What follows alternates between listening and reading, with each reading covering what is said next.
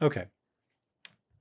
So the last thing I want to show you, it's one of the powers of Redshift, but it's something that is not obvious in terms of how to get it to work, and that's displacement.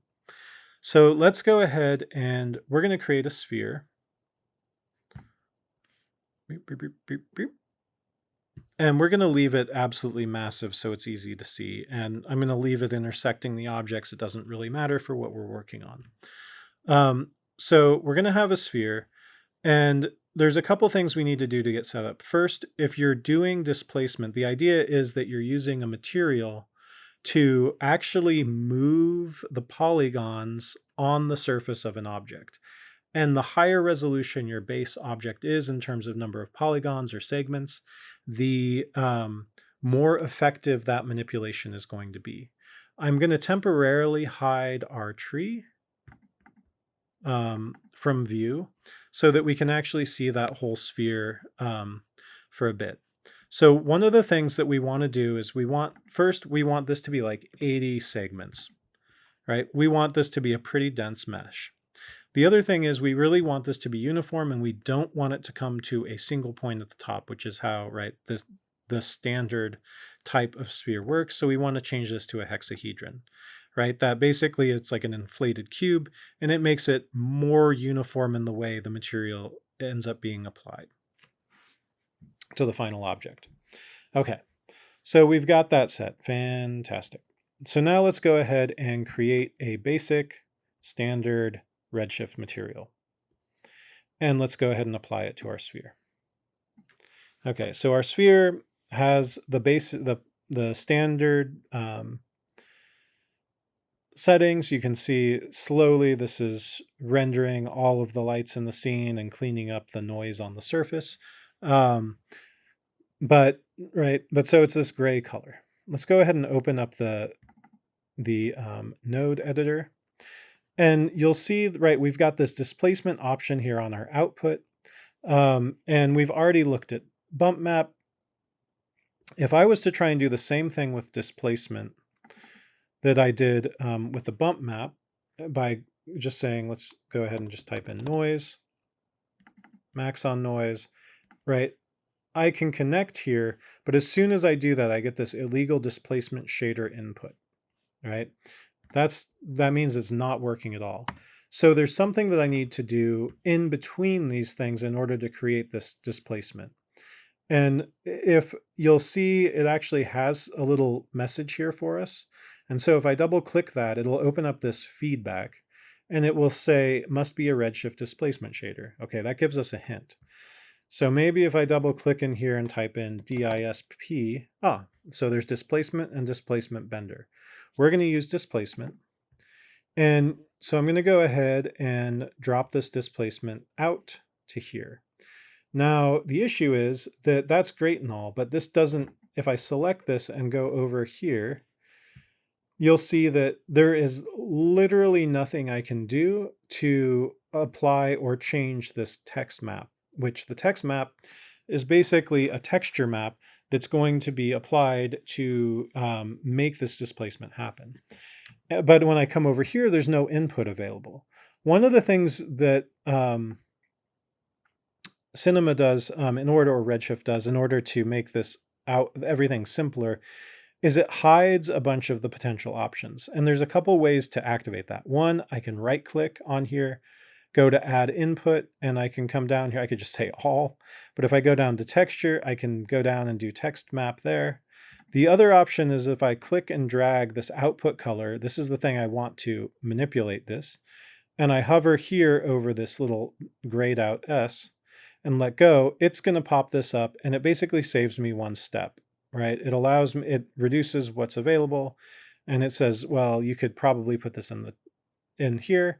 So I'm going to go ahead and click here, and it'll automatically connect it for me. So it creates a little bit more variation.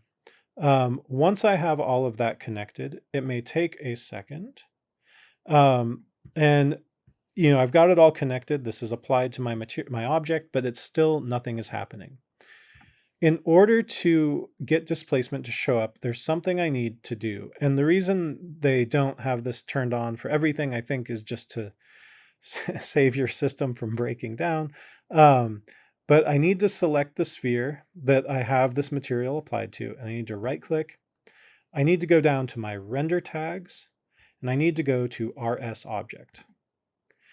And this basically is like, hey, this is a Redshift object and we're doing special Redshift things to it. So I'm going to select the tag here. I'm going to come down and you'll see there's all of these different options. We're not going to be worried about visibility or matte or object ID. What we're focused on right now is geometry.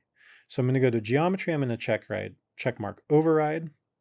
I'm going to check mark tessellation. I want you to note that this subdivision rule and tessellation and all of these things happening here, minimum edge length, these are all things that are very similar to what you would find in a subdivision surface. And it uses the same algorithm to do this. It's just sort of in-house in Redshift. And then the other thing I need to do is I need to check mark enabled. Now, once I've done that, you'll notice that pretty quickly, I already have deviations in the surface of my object. And it's actually moving the what's it called? The surface. It's not a fake effect like the bump channel is. So I'm going to go ahead and double click this material, and I'm going to come over here. I'm going to select my max on noise. I guess I don't need this open to do this part. But let's choose a noise that's more interesting. So I am going to go with, what's a good punchy one? Nuttiest? Oh, this will be nice. Okay, so you can see how much texture I'm getting in here. This is really like one of the more impressive things about Redshift is how it does these textures. They're really gorgeous. Okay. So now I've got this noise. I've got, I'm leaving it black and white. I've got it set to 5 octaves. I could potentially, on the input, I think is where the scale is. I could boost the scale on this maybe a little bit. Let's just say I make the scale 2. And that's just going to spread it out more. But you'll notice that even if I wanted to, I could stretch things. I could say, let's put 10 in here just so you see what happens. Right, it's just kind of smearing things north and south. I'm going to pull this actually closer to the camera so we can see some of that texture a little bit better. You can see how impressive what it's doing to the surface of this object is. It really kind of boggles the mind. I might make this a different color as well, but not quite right away. Okay, so I've got that set. So now what I'd like to do is to be able to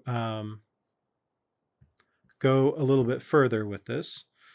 So now that I've got everything set here, if I come down here, there's no other settings I can really work on, right? It doesn't really add this adjustment here, but where I can make all my changes to how intense this displacement is going to be on this tag.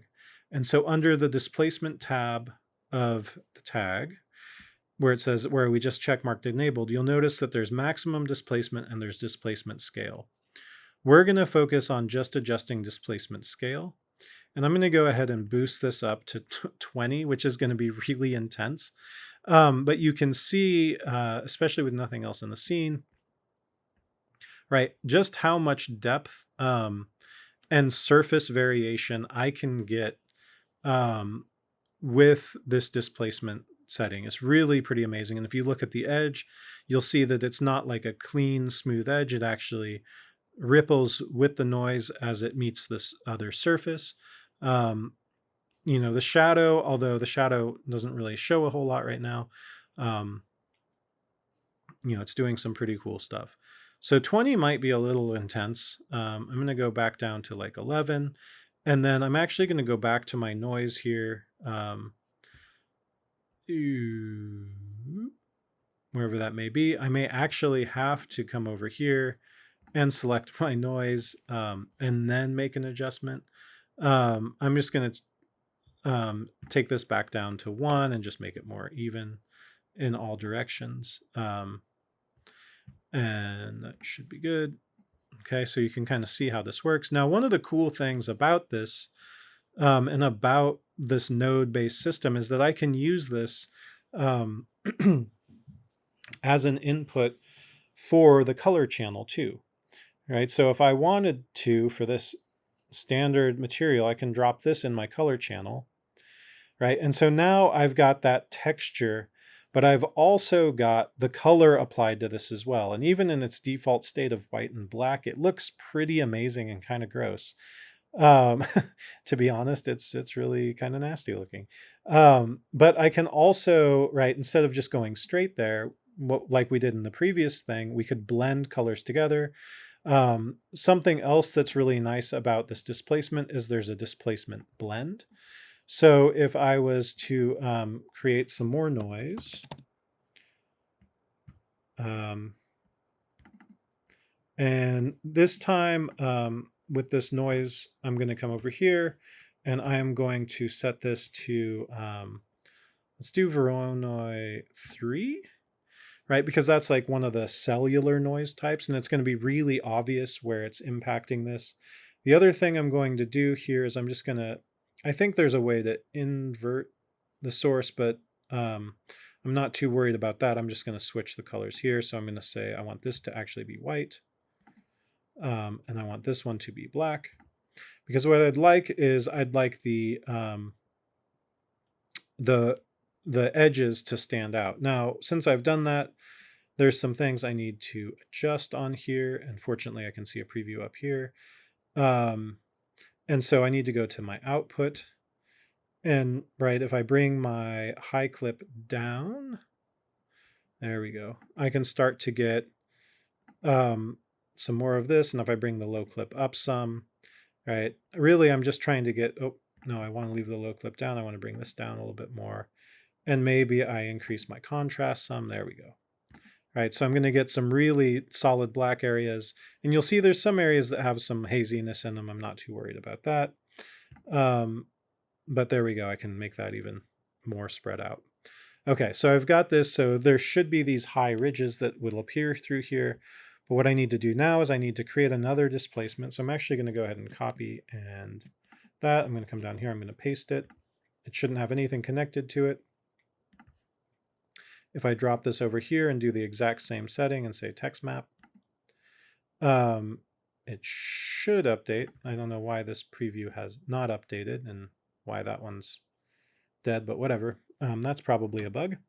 So now I have these two displacements. And if you remember when we typed in DISP, there's this displacement blender.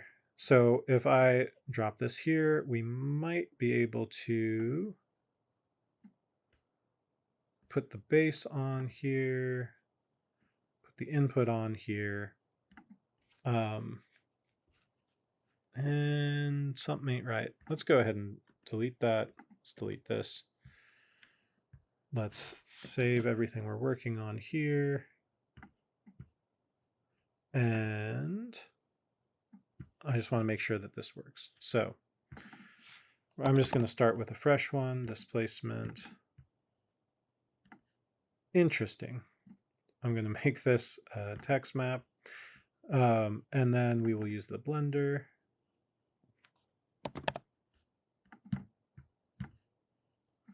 We are going to make this the base, this the input, select this, and we are going to go and say this out is going to be our displacement now. Now it may flatten everything out to start with. We'll see what happens. Right now it looks like it's not. If I have my displacement blender selected, you'll see that the blend weight, I have my base, which is set up as it should be. Layer 1.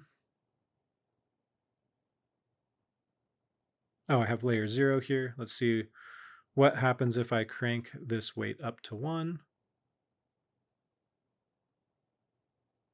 Okay, there we go. So you can see this happening where I've cranked this up to 1.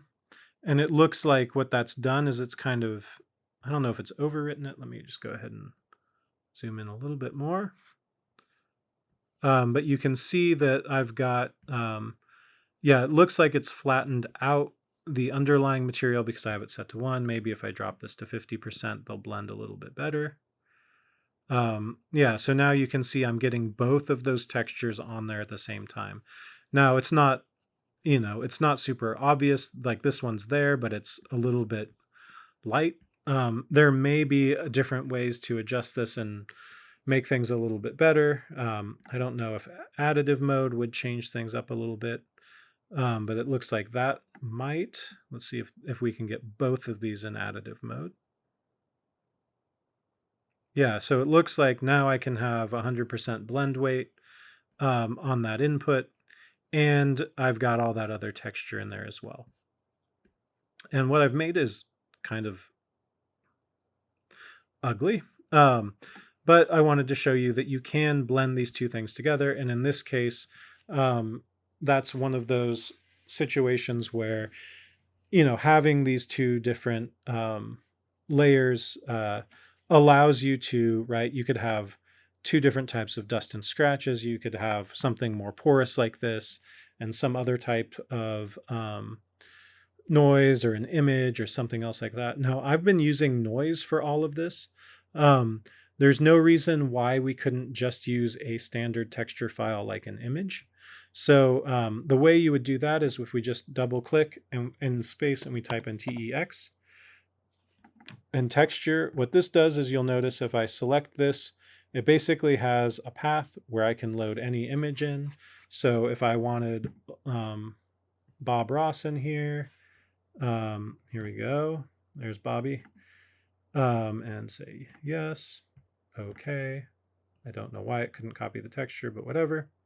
Right. So Bob is listed in here. And if I was to, let's just say we disconnect this, and maybe I'm going to go ahead and put Bob in there. And make this the displacement. There's a good chance that we will have Bob's face on here, although finding Bob and seeing Bob is going to be tricky because he's a surface texture, which I think would make him happy to know that he is now a texture on a 3D model. Not sure how Bob feels about that. But because of the way materials tend to be applied, he might be repeated several times, but you can kind of see in the surface of this ridiculous thing, there is this texture in here. And so if we really want to see what's going on with Bob, we could also take this color and make it the color for our object. And there we go, right? So there's Bob, and we can see, right, where the displacement is occurring based on his hair and his eyes and his face. And you'll actually see, right, darker colors push into the surface, brighter colors push out. So if we look at this edge here, you can see his hair is pushed in, and then the halo here is pushed out. Okay, so undoing some of those changes, we can step back to here. I think here would be good. And right now we're back to having all of this texture. One last thing in terms of, providing colors, I did say, right, we could go through and do this. You could stop here if you want, but it's kind of interesting. If I was to go to color here and just grab, we could just say color composite. If I was to bring this in as do this as the blend, maybe? Sure. And we're just going to say color, and we just want a color constant, which is down here at the very bottom of my window. And we're going to make that the base. And this color constant, let's change that color to something interesting.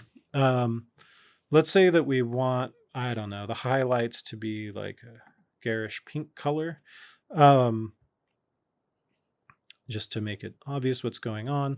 What I can do here is I can select this and I can say, all right, let's change this again like we did before. We could either change it to multiply so that and then make this our color on our standard. There we go. All right, so now it should update, right? So now we've got this pink stuff.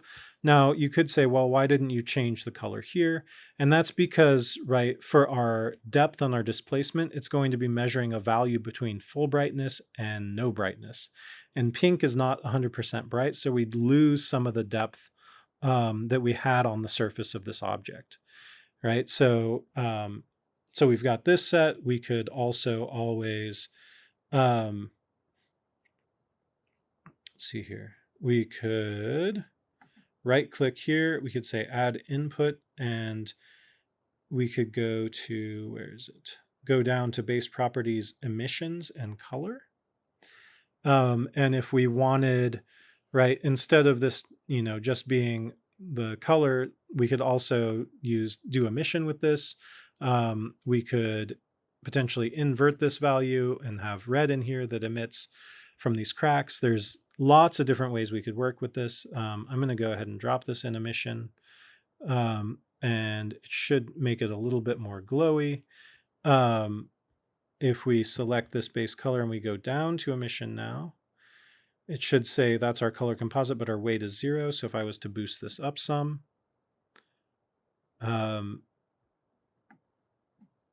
right, you can kind of see this changing. However, because we're in a bright scene with a dome light, we're not really seeing a whole lot. But if I was to turn that light off, right, you can see that now I've got something where it's glowing in certain places. And again, I don't have that much weight on it. Let's make this 10. It's going to be really bright. Right, but so now I've got a really interesting glowing surface with noise that's actually got surface variation, and you can kind of see that again on this edge. There's a lot, so this really kind of shows some of the power of Redshift. And what's nuts is then, right, I can animate this noise over time, and all of this could potentially be animated. Okay, so that's it for these tutorials. I know that was a lot, and this last section was actually pretty long. I'm going to go ahead and turn a couple things back on and see what we get in this kind of insane scene. And what I may do is make my preview window a little bit bigger. And then hold down Option and click and drag so we can kind of see this, right? So you can see that emission is really creating some glow, especially in the shadow where the light's not hitting it. Let's go ahead and close this. And then we can turn back on our environment and we should get some haze. Now, this is one of those times when maybe having a little bit of pink in the fog might be nice. Also, right, that environment's going to make it take a lot longer to render. So I'm going to go ahead and turn that off for a second and then go ahead and turn the tree on. Oops.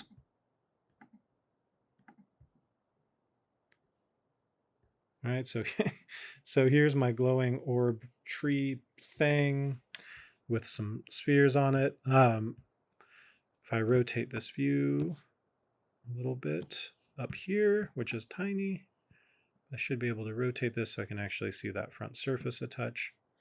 Right, you can see that all of these things are working well together. If I was to select my standard material here and go to my emission and shut that down, right, you'll see that obviously it's significantly darker.